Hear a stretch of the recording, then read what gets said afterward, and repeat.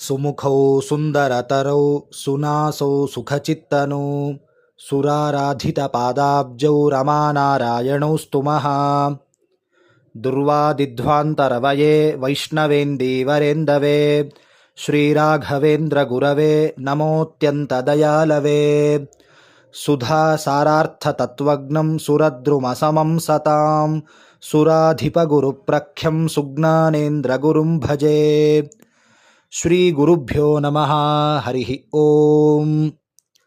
ಹಂಸನಾಮಕ ಪರಮಾತ್ಮನ ಸಾಕ್ಷಾತ್ ಪರಂಪರೆಯಾಗಿರತಕ್ಕಂತಹ ಜಗದ್ಗುರು ಶ್ರೀಮನ್ ಮಧ್ವಾಚಾರ್ಯರಿಂದ, ಟೀಕಾಕೃತ್ಪಾದರಿಂದ, ವಿಜಯೀಂದ್ರ ಸ್ವಾಮಿಗಳಿಂದ, ಗುರುಸಾರ್ವಭೌಮರಿಂದ ಅಲಂಕೃತವಾಗಿರ್ತಕ್ಕಂತಹ ರಾಘವೇಂದ್ರ ಸ್ವಾಮಿಗಳ ಮಠದ ಪರಂಪರೆಯಲ್ಲಿ ಬಂದಿರತಕ್ಕಂತಹ ಮಹಾತಪಸ್ವಿಗಳಾದ ಪ್ರಾತಸ್ಮರಣೀಯರಾದ ಸುಜ್ಞಾನೇಂದ್ರ ತೀರ್ಥ ಶ್ರೀಪಾದಂಗಳವರ ಆರಾಧನಾ ಸುದಿನ.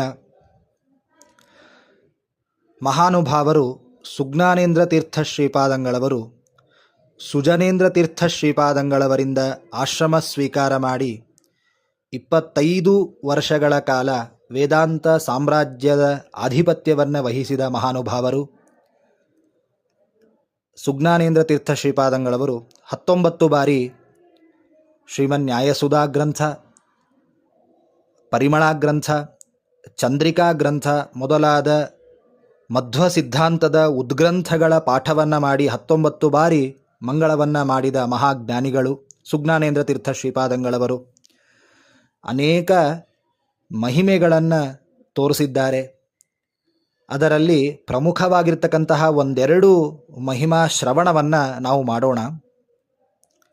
ಸುಜ್ಞಾನೇಂದ್ರ ತೀರ್ಥ ಶ್ರೀಪಾದಂಗಳವರು ರಾಯರ ಅನುಗ್ರಹಕ್ಕೆ ಪರಿಪೂರ್ಣ ಪಾತ್ರರು. ರಾಯರು ಅನುಗ್ರಹ ಮಾಡಿರ್ತಕ್ಕಂತಹ ದಿವ್ಯ ಚೇತನ ಸುಜ್ಞಾನೇಂದ್ರ ತೀರ್ಥ ಶ್ರೀಪಾದಂಗಳವರು. ಯಾಕೆ ಅಂದರೆ, ಒಮ್ಮೆ ಸುಜ್ಞಾನೇಂದ್ರ ತೀರ್ಥ ಶ್ರೀಪಾದಂಗಳವರು ಎಂದಿನಂತೆ ಪ್ರಣವ ಮಂತ್ರ ಮಹಾಮಂತ್ರಗಳ ಜಪವನ್ನು ಮುಗಿಸಿಕೊಂಡು ಕಣ್ಣನ್ನು ತೆರೆದರು. ಕಣ್ಣನ್ನು ತೆಗೆದಾಗ ಅವರ ಕಣ್ಣಿಗೆ ಒಂದು ಗುಬ್ಬಚ್ಚಿ ಕಾಣಿಸ್ತು. ಗುಬ್ಬಚ್ಚಿಯನ್ನು ನೋಡಿ ಸುಜ್ಞಾನೇಂದ್ರ ತೀರ್ಥರು ನೋಡ್ತಾ ಇದ್ದಾರೆ. ಗುಬ್ಬಚ್ಚಿ ಇದ್ದಕ್ಕಿದ್ದಂತೆ ಧಗ ಧಗ ಅಂತ ಉರಿದು ಪ್ರಾಣ ಬಿಟ್ಟುಬಿಡ್ತು. ಗುಬ್ಬಚ್ಚಿಗೆ ಬೆಂಕಿ ಹತ್ತಿ ಪ್ರಾಣವನ್ನು ಕಳ್ಕೊಳ್ತು. ಸುಜ್ಞಾನೇಂದ್ರ ತೀರ್ಥ ಶ್ರೀಪಾದಂಗಳವರಿಗೆ ಭಾರಿ ಬೇಜಾರಾಯಿತು.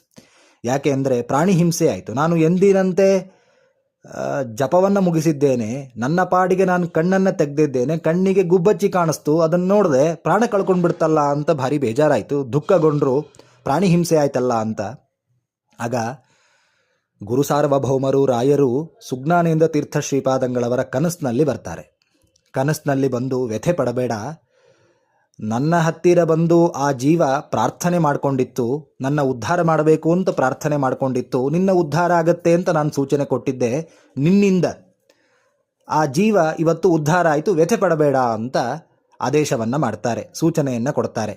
ನೋಡ್ರಿ, ಗುರು ಸಾರ್ವಭೌಮರು ಕಲಿಯುಗ ಕಲ್ಪವೃಕ್ಷ ಕಾಮಧೇನುಗಳಾಗಿರ್ತಕ್ಕಂತಹ ಬೇಡಿದ ಭಕ್ತಾದಿಗಳಿಗೆ ಎಲ್ಲ ಮನೋರಥವನ್ನು ಪರಿಪೂರ್ಣವಾಗಿ ಕೊಡ್ತಕ್ಕಂತಹ ಮಹಾನುಭಾವರು ರಾಯರು ಸುಜ್ಞಾನೇಂದ್ರ ತೀರ್ಥ ಶ್ರೀಪಾದಂಗಳವರ ಕನಸಿನಲ್ಲಿ ಬಂದು ಆದೇಶ ಕೊಡ್ತಾರೆ ಅಂದರೆ, ಆ ಜೀವ, ಆ ವ್ಯಕ್ತಿ ಎಷ್ಟು ಶ್ರದ್ಧೆಯಿಂದ ಕೂಡಿರಬೇಕು, ಎಷ್ಟು ಶಕ್ತಿ ಇರಬೇಕು ಆ ವ್ಯಕ್ತಿ ಹತ್ತಿರ ಅಂತ. ಸುಜ್ಞಾನೇಂದ್ರ ತೀರ್ಥ ಶ್ರೀಪಾದಂಗಳು ರಾಯರ ಪೂರ್ತಿ ಅನುಗ್ರಹಕ್ಕೆ ಪಾತ್ರರು.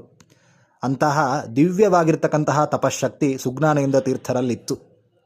ಹೀಗೆ ಒಮ್ಮೆ ಸುಜ್ಞಾನೇಂದ್ರ ತೀರ್ಥ ಶ್ರೀಪಾದಂಗಳವರು ಮೈಸೂರು ಸಂಸ್ಥಾನದಲ್ಲಿದ್ದಾಗ ಒಬ್ಬ ಇಂಗ್ಲೀಷ್ ಅಧಿಕಾರಿ, ಆಂಗ್ಲ ಅಧಿಕಾರಿ ಅವರನ್ನು ನೋಡಬೇಕು ಅಂತ ಕೆಲಸದ ನಿಮಿತ್ತ, ಅವನಿಂದ ಮಠಕ್ಕೊಂದು ಕೆಲಸ ಆಗಬೇಕಾಗಿತ್ತು, ಗುರುಗಳನ್ನು ನೋಡ್ತೇನೆ ಅಂತ ಆಂಗ್ಲ ಅಧಿಕಾರಿಯ ದರ್ಶನವನ್ನು ನಾನು ಮಾಡೋದಿಲ್ಲ ಅಂತ ಗುರುಗಳು, ಅವನಿಗೆ ನೀವು ದರ್ಶನವನ್ನು ಕೊಟ್ಟರೆ ಮಠದ ಕೆಲಸ ಆಗ್ತದೆ, ದರ್ಶನವನ್ನು ಕೊಡಬೇಕು ಅಂತ ಪ್ರಾರ್ಥನೆ ಮಾಡ್ಕೊಳ್ತಾರೆ ಶಿಷ್ಯರು. ಆಯಿತು, ದರ್ಶನವನ್ನು ಕೊಡ್ತೇನೆ ಅಂತ ಅನಿವಾರ್ಯವಾಗಿ ಪರಮ ಪೂಜ್ಯ ಪ್ರಾತಸ್ಮರಣೀಯರಾಗಿರ್ತಕ್ಕಂತಹ ಸುಜ್ಞಾನೇಂದ್ರ ತೀರ್ಥ ಶ್ರೀಪಾದಂಗಳವರು ಒಪ್ಪಿಕೊಂಡ್ರು.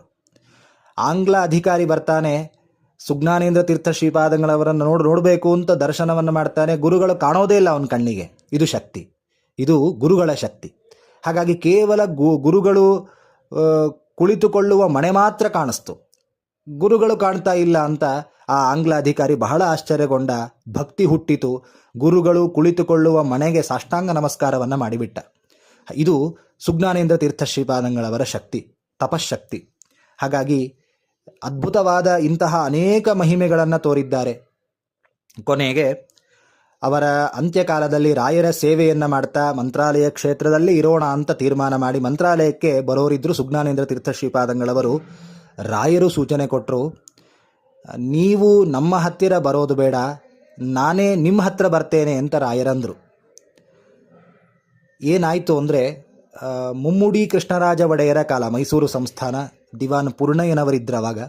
ಮುಮ್ಮಡಿ ಕೃಷ್ಣರಾಜ ಒಡೆಯರ ಕನಸಿನಲ್ಲಿ ಗುರುರಾಯರು ಸೂಚನೆಯನ್ನು ಕೊಡ್ತಾರೆ, ನಿಮ್ಮ ಹತ್ತಿರ ಒಬ್ಬ ಬಟ್ಟೆ ಒಗೆಯುವ ಅಗಸ ಬರ್ತಾನೆ, ತಾನು ಬಟ್ಟೆ ಒಗೆಯುವ ಕಲ್ಲನ್ನು ನಿಮಗೆ ಕೊಡ್ತಾನೆ, ನೀವು ನಂಜನಗೂಡಿಗೆ ಸುಜ್ಞಾನೇಂದ್ರ ತೀರ್ಥ ಶ್ರೀಪಾದಂಗಳವರ ಸನ್ನಿಧಾನಕ್ಕೆ ಹೋಗಿ ಆ ಕಲ್ಲನ್ನು ಅರ್ಪಿಸಬೇಕು ಅಂತ ಸೂಚನೆ ಕೊಡ್ತಾರೆ ಮಹಾರಾಜರಿಗೆ. ಬಟ್ಟೆ ಒಗೆಯುವ ಅಗಸನ ಕನಸಿನಲ್ಲೂ ಗುರುರಾಯರು ಬರ್ತಾರೆ, ಗುರುಸಾರ್ವಭೌಮರು ಬರ್ತಾರೆ. ಎಂತಹ ಕಾರುಣ್ಯ ರಾಯರಿಗೆ ಅರ್ಥ ಮಾಡ್ಕೊಳ್ಬೇಕು. ಹಾಗಾಗಿ ಮಹಾರಾಜರ ಕನಸಿನಲ್ಲಿ ಬಂದದ್ದಾಯಿತು, ಕಾರ್ಯ ಆಗುತ್ತೆ ಅಂತ ರಾಯರು ಸುಮ್ಮನಾಗಲಿಲ್ಲ. ಅಗಸನ ಕನಸಿನಲ್ಲೂ ಹೋಗಿ ಸೂಚನೆ ಕೊಡ್ತಾರೆ ಅಗಸನಿಗೆ, ನೀನು ಪ್ರತಿನಿತ್ಯ ಶ್ರೀರಂಗಪಟ್ಟಣದ ಕಾವೇರಿ ನದಿಯ ತೀರದಲ್ಲಿ ಬಟ್ಟೆ ಒಗಿತಾ ಇದ್ದೀಯಲ್ಲ, ಬಟ್ಟೆ ಒಗೆಯುವ ಕಲ್ಲನ್ನು ನಾಳೆ ಮಹಾರಾಜರಿಗೆ ಸಮರ್ಪಣೆ ಮಾಡಬೇಕು ಅಂತ ಸೂಚನೆ ಕೊಡ್ತಾರೆ. ಅವನು ಅದೇ ರೀತಿ ಮಾಡ್ತಾನೆ. ಮಹಾರಾಜರು ಪ್ರಾತಸ್ಮರಣೀಯರಾದ ಸುಜ್ಞಾನೇಂದ್ರ ತೀರ್ಥ ಶ್ರೀಪಾದಂಗಳವರ ಸನ್ನಿಧಾನಕ್ಕೆ ಅರ್ಪಿಸ್ತಾನೆ. ಸುಜ್ಞಾನೇಂದ್ರ ತೀರ್ಥರು ಆ ಕಲ್ಲನ್ನು ತೆಗೆದು ನೋಡ್ತಾರೆ. ಗುರು ಸಾರ್ವಭೌಮರ ವಿಗ್ರಹ ಅಲ್ಲಿ ಒಡಮೂಡಿರುತ್ತೆ. ಎಲ್ಲ ಇವತ್ತು ಕೇವಲ ಮಂತ್ರಾಲಯದಲ್ಲಿ ಗುರು ಸಾರ್ವಭೌಮರು ಸಶರೀರವಾಗಿ ಮೂಲ ಬೃಂದಾವನ ರೂಪದಿಂದ ಅನುಗ್ರಹವನ್ನು ಮಾಡ್ತಾ ಇದ್ದಾರೆ ಸರಿ, ಮತ್ತು ಕೇವಲ ಆಂಧ್ರ ಪ್ರದೇಶದಲ್ಲಲ್ಲ, ಕರ್ನಾಟಕದಲ್ಲಲ್ಲ, ಭಾರತ ದೇಶದಲ್ಲಲ್ಲ, ಪ್ರಪಂಚದಾದ್ಯಂತ ಇವತ್ತು ಗುರು ಸಾರ್ವಭೌಮರು ಮೃತ್ತಿಕಾ ರೂಪದಿಂದ ಎಲ್ಲರಿಗೂ ಅನುಗ್ರಹವನ್ನು ಮಾಡ್ತಾ ಇದ್ದಾರೆ. ಇಂತಹ ಜಾತಿಯವರು ಮಾತ್ರ ಮಂತ್ರಾಲಯಕ್ಕೆ ಹೋಗಬೇಕು ಅಂತ ಎಲ್ಲಾದರೂ ಬ್ಯಾನರ್ ನೋಡಿದ್ದೀರಾ? ಇಂತಹ ಮತದವರು ಮಾತ್ರ ಮಂತ್ರಾಲಯಕ್ಕೆ ಹೋಗಿ ಗುರು ಸಾರ್ವಭೌಮರ ಬೃಂದಾವನ ದರ್ಶನವನ್ನು ಮಾಡಬೇಕು ಅಂತ ಎಲ್ಲಾದರೂ ಪಾಂಪ್ಲೆಂಟ್ಗಳನ್ನು ನೋಡಿದ್ದೀರಾ? ಇಲ್ಲ. ಜಾತಿ, ಮತ, ಪಂಥ ಎಲ್ಲವನ್ನ ಮೀರಿದ ಮಹಾ ಹೆದ್ದೈವ ನಮ್ಮ ಗುರು ಸಾರ್ವಭೌಮರು ಇವತ್ತು. ಹಾಗಾಗಿ ಅಂತಹ ಗುರು ಸಾರ್ವಭೌಮರು ಮೃತ್ತಿಕಾ ರೂಪದಿಂದ, ಮೃತ್ತಿಕಾ ಬೃಂದಾವನದಿಂದ ಎಲ್ಲ ಕಡೆ ನೆಲೆಸಿದ್ದಾರೆ. ಆದರೆ ವಿಗ್ರಹ ರೂಪದಿಂದ, ಒಂದು ಪ್ರತೀಕ ರೂಪದಿಂದ ನೆಲೆಸಿರುವ ಏಕಮಾತ್ರ ಸ್ಥಳ, ಏಕೈಕ ಸ್ಥಳ ಅಂದರೆ ಅದು ನಮ್ಮ ನಂಜನಗೂಡು ಕ್ಷೇತ್ರ.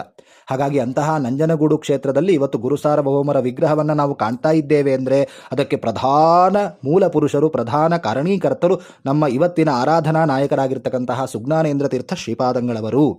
ಅಂತಹ ಸುಜ್ಞಾನೇಂದ್ರ ತೀರ್ಥ ಶ್ರೀಪಾದಂಗಳವರ ಅಧ್ಯಕ್ಷತೆಯಲ್ಲಿ ಮಹಾರಾಜರು ಮುಂದೆ ನಿಂತುಕೊಂಡು ಪ್ರತಿಷ್ಠಾಪನೆ ಮಾಡಿಸ್ತಾರೆ. ಇವತ್ತು ನಂಜನಗೂಡಿನಲ್ಲಿ ಆ ವಿಗ್ರಹವನ್ನು ನಾವು ನೋಡ್ಬೋದು.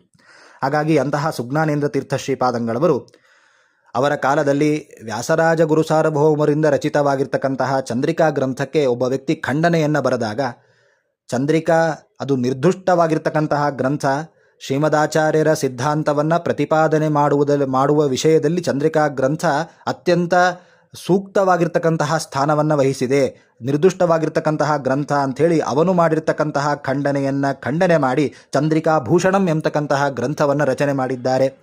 ಮತ್ತು ತಮ್ಮ ಉಪಾಸ್ಯ ಮೂರ್ತಿಗಳಾಗಿರ್ತಕ್ಕಂತಹ ಮೂಲರಾಮಚಂದ್ರ ದೇವರನ್ನು ಪ್ರತಿನಿತ್ಯ ನಾವು ಸ್ಮರಣೆ ಮಾಡಬೇಕು, ಪ್ರತಿನಿತ್ಯ ರಾಮನ ಸ್ಮರಣೆ ನಮಗೆ ಬರಬೇಕು ಎಂಬತಕ್ಕಂತಹ ಉದ್ದೇಶದಿಂದ ಶ್ರೀರಾಮ ಪಂಚಕಂ ಎಂಬತಕ್ಕಂತಹ ಸ್ತೋತ್ರವನ್ನು ರಚನೆ ಮಾಡಿದ್ದಾರೆ.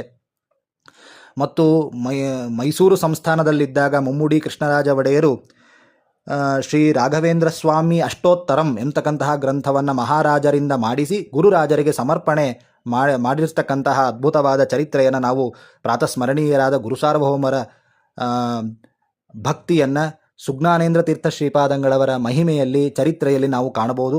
ಅಂತಹ ಸುಜ್ಞಾನೇಂದ್ರ ತೀರ್ಥ ಶ್ರೀಪಾದಂಗಳವರು ರಾಯರ ವಿಶೇಷವಾದ ಮಹಿಮೆಗೆ ಪಾತ್ರರು. ನಾನು ಆಗಲೇ ಹೇಳಿದೆ, ಯಾಕೆ ಅಂದರೆ ಗುರು ಸಾರ್ವಭೌಮರು ಎಂತಹ ಅನುಗ್ರಹವನ್ನು ಮಾಡಿದ್ದಾರೆ ಅಂದರೆ ತಾವು ಸ್ವತಃ ಭಕ್ತ ಕೋಟಿಗೆ ಅನುಗ್ರಹವನ್ನು ಮಾಡೋದಲ್ಲದೆ, ಭಕ್ತ ಜನರನ್ನು ಉದ್ಧಾರ ಮಾಡೋದಲ್ಲದೆ, ರಾಘವೇಂದ್ರ ಸ್ವಾಮಿಗಳವರ ಮಠದ ಪರಂಪರೆಯಲ್ಲಿ ಬಂದಿರತಕ್ಕಂತಹ ಪ್ರತಿಯೊಬ್ಬ ಸನ್ಯಾಸಿಗಳ ಚರಿತ್ರೆಯನ್ನು ನಾವು ನೋಡಿದಾಗ ಅಲ್ಲಿ ಗುರು ಸಾರ್ವಭೌಮರು ಇದ್ದೇ ಇದ್ದಾರೆ. ಗುರು ಸಾರ್ವಭೌಮರ ನಂತರ ಎಲ್ಲ ಯತಿಗಳ ಮಹಿಮೆಯನ್ನು ನೋಡಿದಾಗ ಗುರು ಸಾರ್ವಭೌಮರು ಇದ್ದೇ ಇರ್ತಾರೆ ಮಹಿಮೆಯಲ್ಲಿ, ಚರಿತ್ರೆಯಲ್ಲಿ. ಹಾಗೆ ಎಲ್ಲ ಯತಿಗಳ ಚರಿತ್ರೆಯಲ್ಲಿ ನಿಂತುಕೊಂಡು ಅವರ ಮೂಲಕ ಅನುಗ್ರಹವನ್ನು ಮಾಡ್ತಾ ಇರ್ತಕ್ಕಂತಹ ಮಹಾಪುರುಷರು ರಾಘವೇಂದ್ರ ತೀರ್ಥ ಗುರು ಸಾರ್ವಭೌಮರು.